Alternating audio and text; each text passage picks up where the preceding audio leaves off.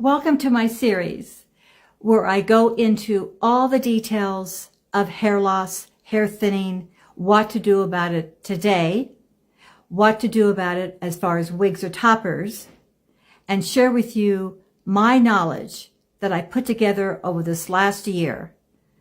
I wanted to save you the time and effort, consolidated in all these series, the links below of which it will take you to all the various subjects. In short, I'm your librarian. I'm the go-to to get all the answers in one location, free of charge to all of you. And today, we're going to get into human hair versus synthetic hair. Your very first choice, what are you going to do? I'll share with you my journey. And also, if you stay tuned to the very end, I incorporate less than 30 seconds, a little training on polish projects power to polish you in your behavior, in your interaction, to fine-tune your communication skills so that not only in your personal life, but your career, you will be a powerful influencer. So let's begin.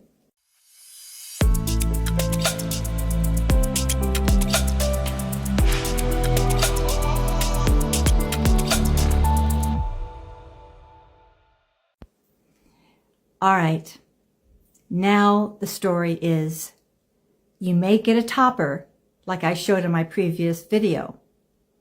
But if you're still suffering from an awful lot of hair loss, you may have to go into wigs, this thing called wigs.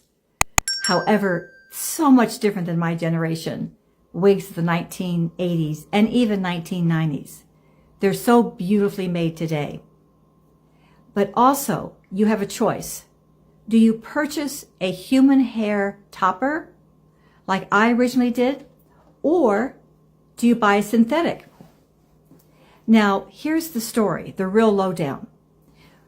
When you buy a wig, the cost is all going to be not on the fibers. Yes, not necessarily on the fibers.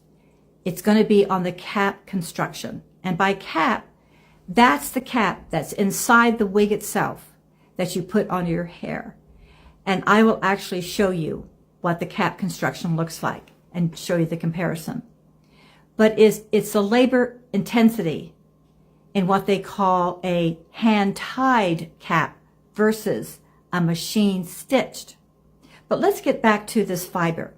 If you're going to choose a human hair fiber, generally human hair fibers, those wigs and those toppers are quite expensive. The topper that I purchased was around $700.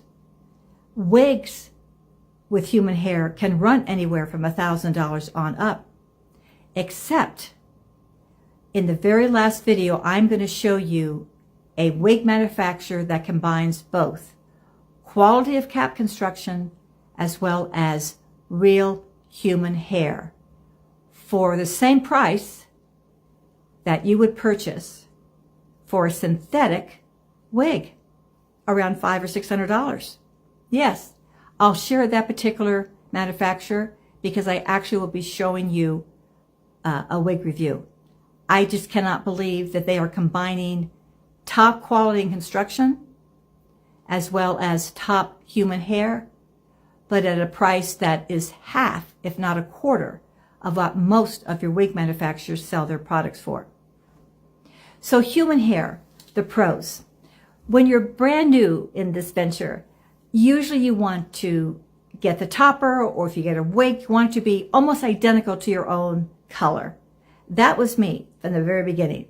It had to match my own natural hair because I had fear. I didn't want to be out there and people say, "What's wrong with you? You look so different today." No, I didn't want to do that. So generally you gravitate towards the color is going to be relatively similar to your own natural hair. And as far as the human hair, the pros are you treat it and take care of it just like you do your own hair. However, that does mean a lot of care.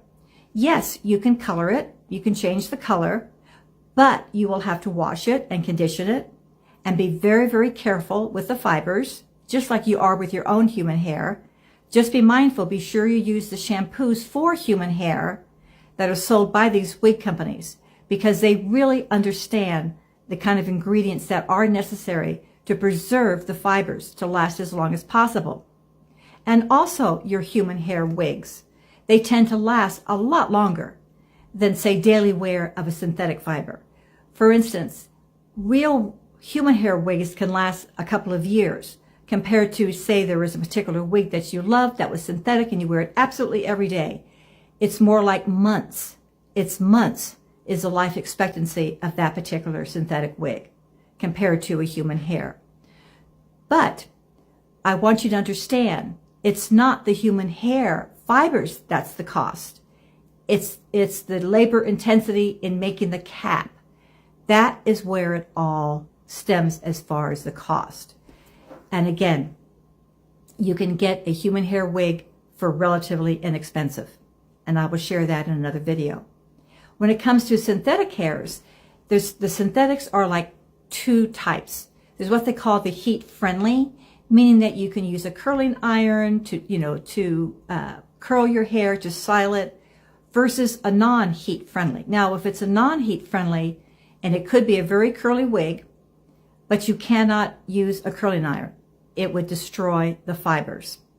You have to just take it, enjoy it the way it is, but you cannot use a curling iron on a non-heat friendly synthetic fiber. Also remember, the fibers are synthetic. They're man-made. Also, you need to go outside to really test the coloring, because a lot of times indoors, the synthetic fibers look a lot different than, say, rays from the sun when you're outside. So always be sure you go outside to be sure that you like the color. And then just a little side note, oftentimes in the synthetic fibers, the blonde color tends to be extra shiny. It's easy to remedy this. Strictly spraying a little bit of dry shampoo and fluffing it through the fibers will tone down that shininess if that tends to bother you. So you have this choice between the two, choosing human hair versus synthetic. How I have evolved is my toppers were real hair. And like I shared with you, I actually went into my salon, was able to change the color, because you can do that with the human hair. You can't change the color of the synthetic fibers. But then I went and I started purchasing toppers that were synthetic to evolve to toppers that were heat friendly and non-heat friendly. And I found that I really loved the synthetic hairs. I found that they lasted, to me, because I cared for them so carefully, so much longer. But, and I will share in my next video, the construction of the cap, a thing they call lace front and a monofilament top, that these synthetic wigs, they don't look like wigs anymore compared to the way wigs were made back in the 1970s and 80s. So I find that I've gravitated towards really enjoying the synthetic. However, this one company that makes only human hair wigs, you can get a wig, a beautiful, beautiful wig, beautifully made, between $500 or $600. In my review, I'll share them with you. I'm kind of back into the human hair again. But with that said, this ends sharing with you human hair, synthetic wigs, the pros and cons of each, but also want to share a little bit of this Polish Project's power. Here's a little test. When you start walking straight, yes, it's the old-fashioned practice with the book on your head, walking back and forth, your head, eye, your chin up. Remember, you're looking down, your gaze. But when you walk to that room, stop for a moment in the entrance, no matter how hurried everyone seems to be. Let's say you're going to a cocktail party. At the entrance, just stop. Just concentrate to take a breath. A deep breath and down. Just by your elegance of standing there, looking around, you get an assessment of where everything is, knowing where you're going to proceed. But just stop for a moment and be silent. Just your standing there and stopping and not being hurried is going to cause people to look up and gaze at you. That's a powerful motion of how to enter a room. Have a great day.